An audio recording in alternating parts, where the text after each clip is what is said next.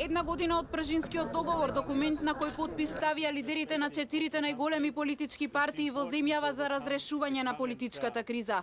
По маратонските преговори во резиденцијата на Европската унија во Скопје лани, во кои учествува и еврокомесарот Хан и амбасадорите Бели и Орав, се соопшти веста дека е создадена заеднички прифатена рамка која треба да биде спроведена од сите потписници. Договоривме до крајот на април идната година да се одржат предвремени избори, но важно е земјата претходно да се подготви во смисла на изборниот законник и ревизија на избирачкиот список, како и да се задржи понатамошното спроведување на сите препораки на Европската унија. Договорот требаше да биде заокружен на 24 април со спроведувањето на избори, но датумот не се испочитува. Денес Македонија се уште се соочува со политичка криза, а овој договор за некои е жив, за други мртов. Амбасадорот на САД во земјава Джейс Бейли е дециден дека договорот од Пржино е жив. Неговите фундаментални елементи, одговорност за скандалот со прислушкувањето, инклузивен политички процес, особено во собранието, и реформи кои водат кон веродостојни избори, остануваат најдобриот начин за излез од сегашната политичка криза и кон интеграција во ЕУ и НАТО. Никој не кажал дека спроведувањето на договорот ќе биде лесно, навистина имаше многу одложувања и обструкции.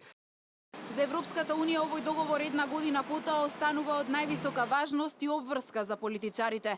Минатата недела земјава ја посети директорот во Директоратот за проширување и соседска политика на Европската комисија Даниелсон, кој порача дека Пржинскиот договор е најдобриот пат за излез од кризата.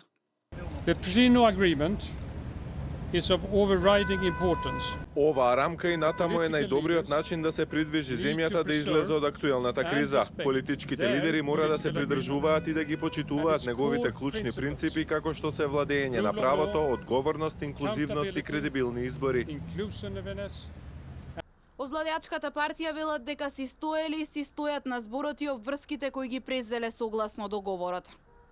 Голем дел од решенијата предвидени со договорот за излез од кризата се реализирани со поддршка на ВМРО-ДПМНЕ, но за жал, тоа што беше круна на договорот и круцијалниот елемент за излез од кризата не е реализирано, а тоа е одржување на предвремени парламентарни избори, што би значило добивање на нов легитимитет од граѓаните и нивно референдумско изјаснување која партија има капацитет да извлече земјата од кризата во која што е втурна СДСМ.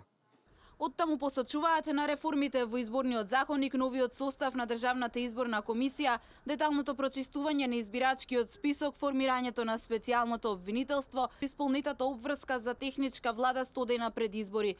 Но според ВМРО-ДПМНЕ влезот на министрите од СДСМ во владата се покажал како целосно непродуктивен, бидејќи во сите ресори каде што влегоа луѓе од опозицијата се водела деструктивна политика на блокади. Оттаму додаваат дека во ниеден момент кога се воделе разговори за излез од кризата, не станало збор за влегување на СДСМ во власт без избори, туку за мерки кои би помогнале да се зголеми довербата на опозицијата за да излезе на избори и да се увери дека нема доверба. Од Социјалдемократскиот сојуз остануваат на ставот дека по констатирањето на оставките на министрите од опозицијските редови, договорот од Пржино е мртов. Договорот од Пржино е погребан, заради тоа што едно од најсериозните карики на самиот договор, а тоа е организација на влада за подготвување на изборите и спроведување на самите избори е урнисано со едностранната одлука од страна на Никола Груевски и Али Ахмети.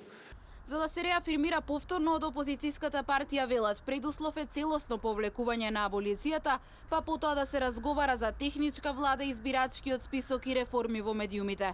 За албанскиот блок договорот и понатаму функционира. Една година подоцна, жив или мртов, останува неизвестно кога ќе се одржат парламентарни избори. Власта изразува подготвеност кога СДСМ ќе собере храброст да излезе на избори на 100 дена пред одржувањето да има техничка влада, а до тогаш реформите ќе ги спроведува владата на ВМРО-ДПМНЕ и ДУИ.